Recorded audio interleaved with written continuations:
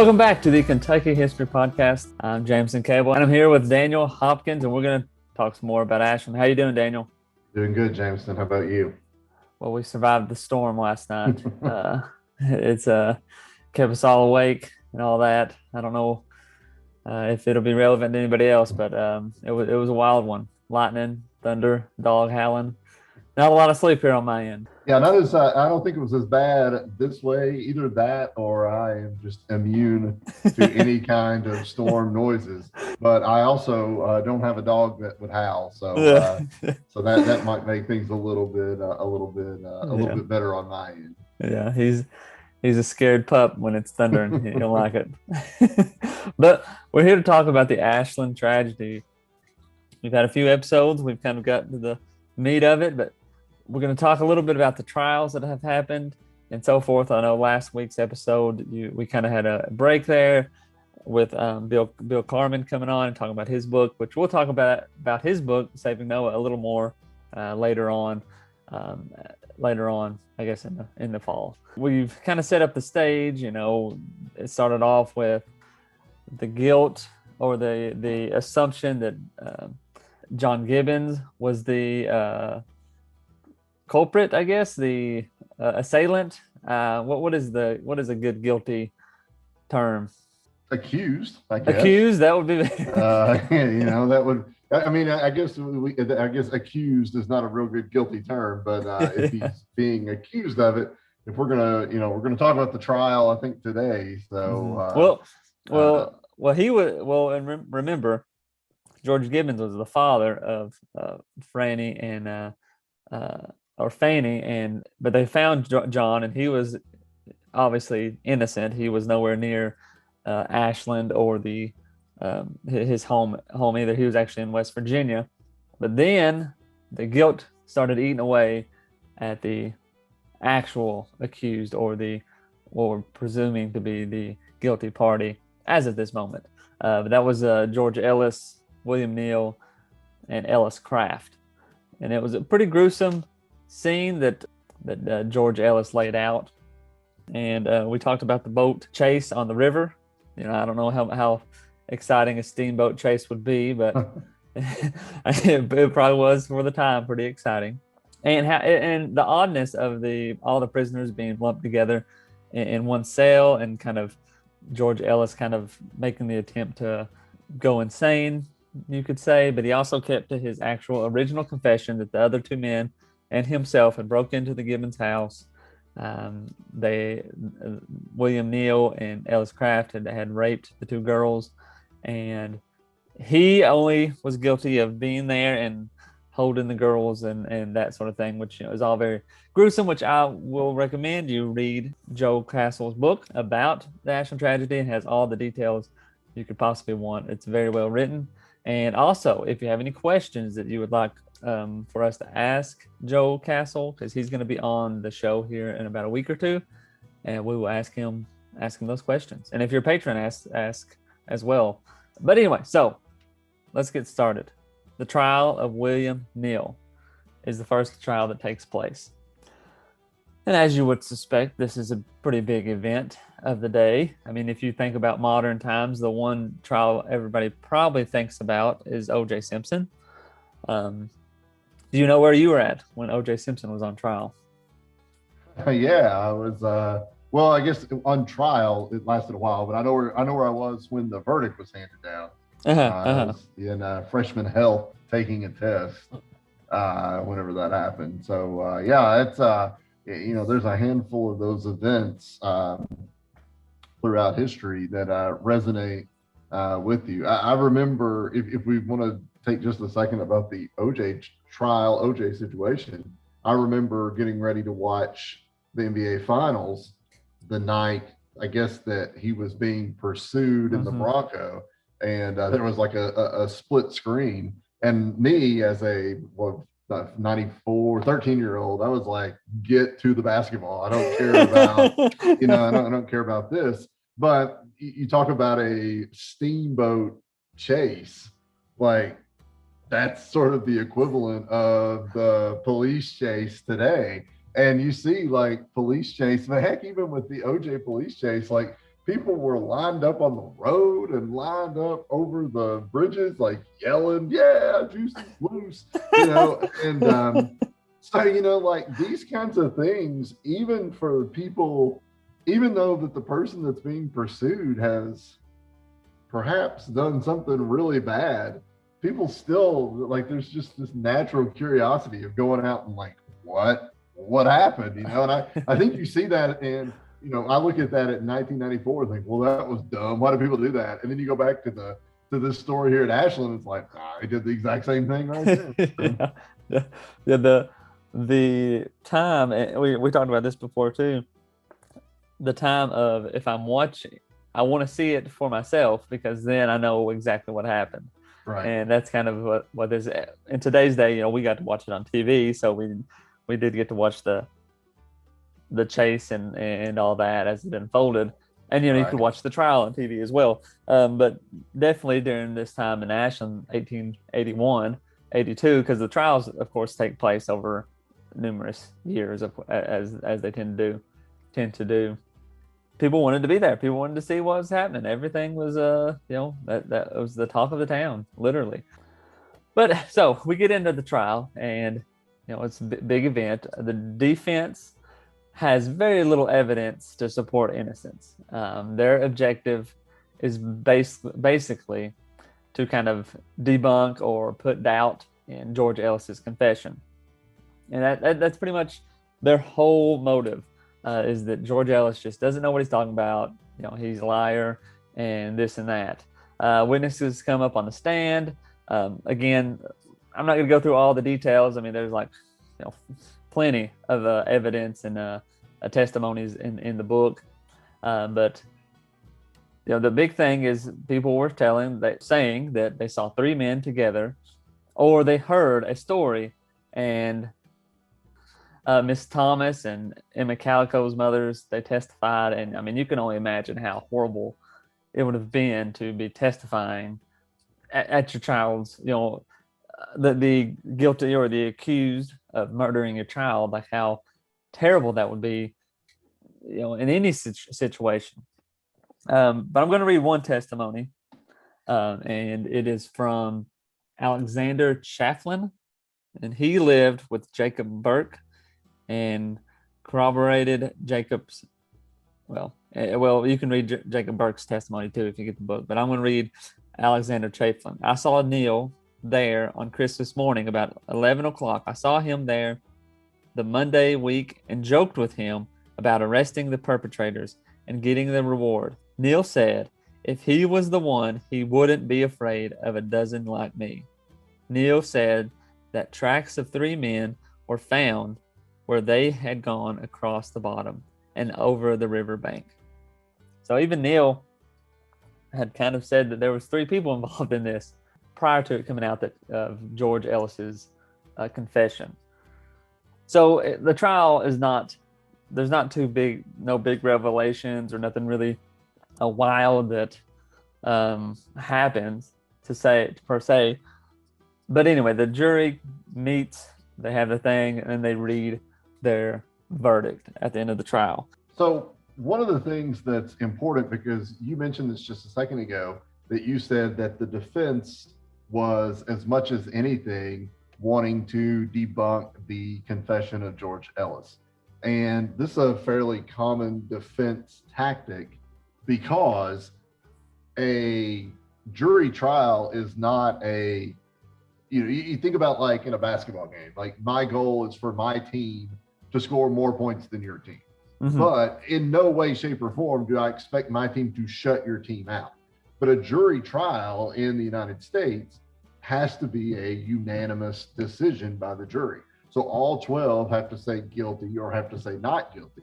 And so when you try to sow that, when you try to debunk or you try to sow a little bit of confusion into the jury, you're hoping that one person is on your side, because you don't have to convince all 12, you just got to have one. And so the best, a lot of times the best approach for that is a debunking, trying to say, was all sorts of different defenses. Well, that's this person is not he's not a trustworthy witness because he lied at the hardware store one time. Well, yeah. You think, well, what does the hardware store have to do with the murder or something like that? I'm just making that up, but you know what I'm saying? But all you're trying to do is prove that this person may not know what they're talking about. And that makes it hard to give a guilty vote. And so you got to keep that in mind with the jury trial. This is not the Supreme Court, which, majority rules, but it has to be a unanimous decision on these guys. Yeah. So I'm going to read the guilty, I'm going to read the jury's verdict. Okay. So this is the instructions for the jury. The court instructs the jury, if they believe, from all the evidence to the exclusive of all reasonable doubt, that accused William Neal in Boyd County, and before the finding of the indictment, did willfully, feloniously, and of his malice aforethought kill and murder Emma Carrico by striking her in the head with an iron crowbar, a deadly weapon, and which blow was made by the said William Neal, with the intent to kill the said Emma Carrico, and of which blow she then and there died. They will find him, the said William Neal, guilty of murder as charged in the indictment, and fix his punishment with death or confinement in the penitentiary for life in their discretion of the jury. So that was their instructions, and they found him guilty. And they sent him after the trial. They found him guilty and sentenced him to death. And at this time in the world, was to be hung. That was the way of, I guess, killing. I guess that would say, or justice, or how that. Yeah, that was the execution form. I'm interested to. I'm glad that you mentioned that because. At the time, it was. I was kind of intrigued to hear what it would be. I didn't think it would be a firing squad, and we're too early for injection.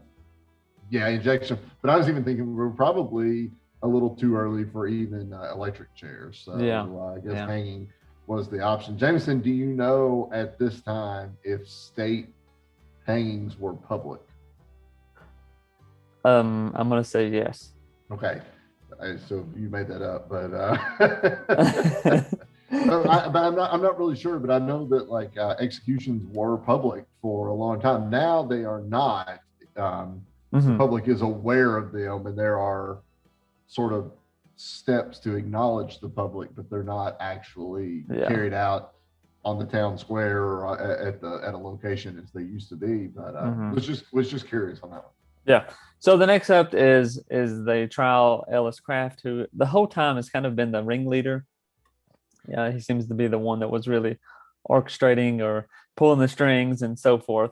But I'll read a confession, or not a confession. The trial is basically kind of the same in the sense that there's not a lot of evidence, and they're trying to prove that George Ellis just didn't know what he was doing, or just doesn't know what he's saying.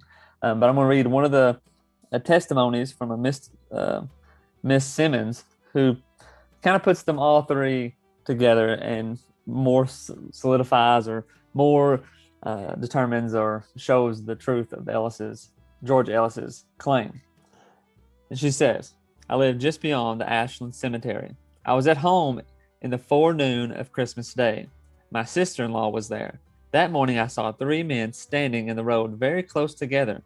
They remained there for some time, so long that my attention was attracted, and I watched them. When they left where they were standing, they started in the direction of Ashland and passed by my house. I watched to see who they were, and I recognized one as Ellis Craft, another as William Neal, and the other I thought was George Ellis. I am well acquainted with Craft and Neal, both having boarded at my house. I think the third man was George Ellis." This was one of the big testimonies that really kind of put them right there at the scene, and confirms George Ellis's original confession and so forth. So it's just the way to look at it. It's looking pretty much like they're guilty. Ellis Craft was found guilty as well, and he was sentenced to death as well. But the three prisoners were then transported to Lexington. While in prison, George Ellis was kept separate from the other two prisoners this time, which was, I would think Lexington, of course, is going to have a bigger facility, especially if it's maybe a penitentiary or a larger prison, than Catlettsburg or Maysville. Those places are just going to have smaller jails, I guess. But however, people did. There was another theory that was actually being pushed around by a detective, Alf Burnett, and he was the guy who wasn't selected by the committee at the beginning by the committee, the Citizens Committee at the very beginning, because they had selected John Norris for the original detective, and he's the one who came up with the Gibbons theory and this and that, which was then debunked by Marshal Heflin, the deputy U.S. Marshal, who came in and kind of said, that guy's crazy.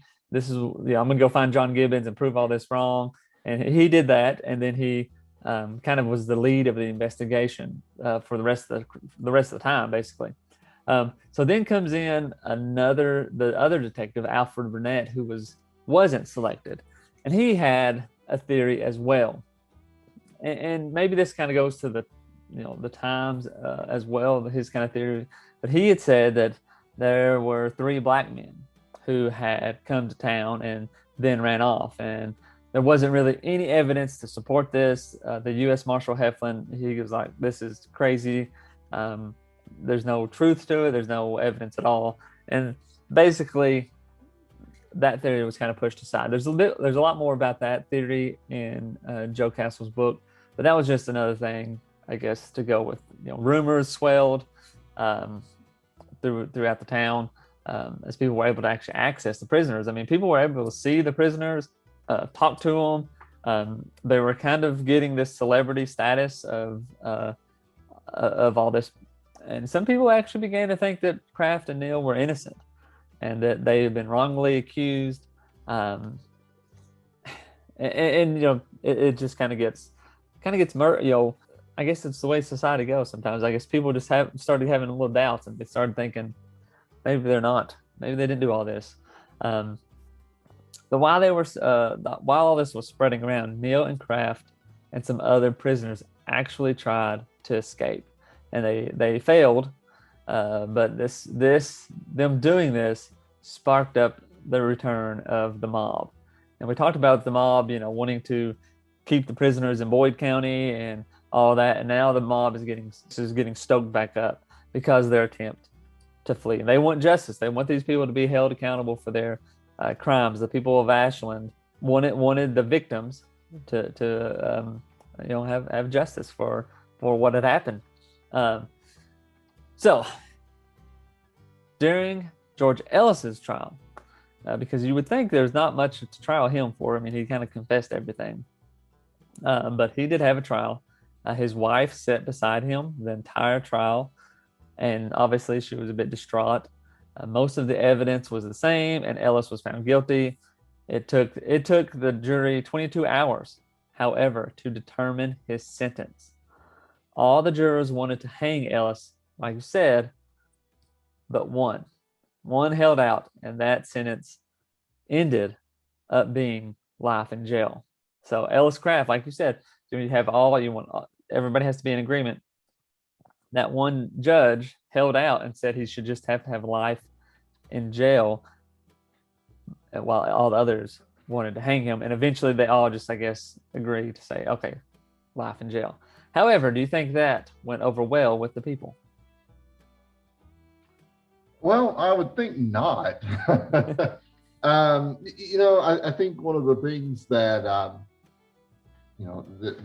that people look for is sort of there's no way to say this word right, but like a satisfying end. Mm-hmm. And I feel like the one holding out and the life sentence doesn't really tie a bow on it in the minds of some people. And you can tell that the people back home were very much, I mean, from the get-go, they wanted, I mean, they're pursuing these people, there's mob mentality.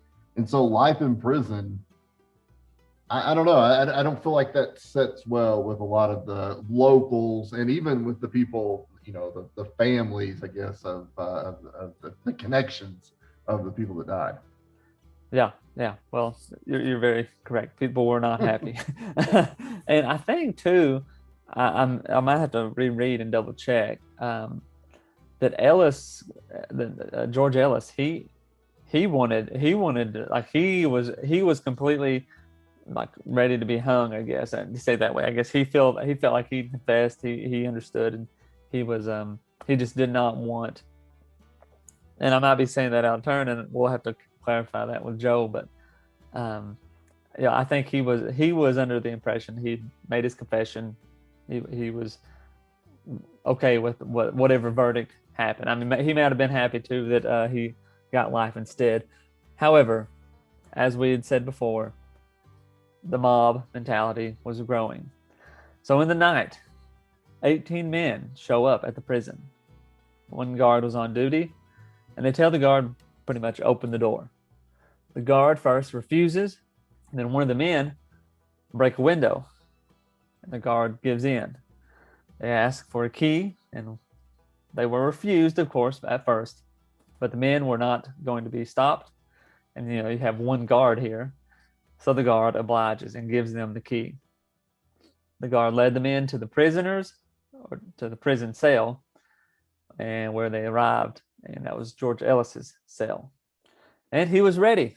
They walked George from the prison, returned the keys, and left the guard. The men headed back to Ashland, where they took George to a sycamore tree close to where the Gibbons house had burned, if he had anything to say, and he answered, "Nothing. The statement I made in court was true. The other two are guilty, and so am I. Not of actual murder, but of enough. I deserve to die." He was then pulled up from the ground and allowed to hang, but then they pulled him back down, and he was still alive. When they let him up, or when they let him back down, he begged them, "Why didn't you let me hang?" They asked him if there was anything that he hadn't told. He said, "No, let me hang this time." And so they did. Ellis wasn't protected as much as the other two.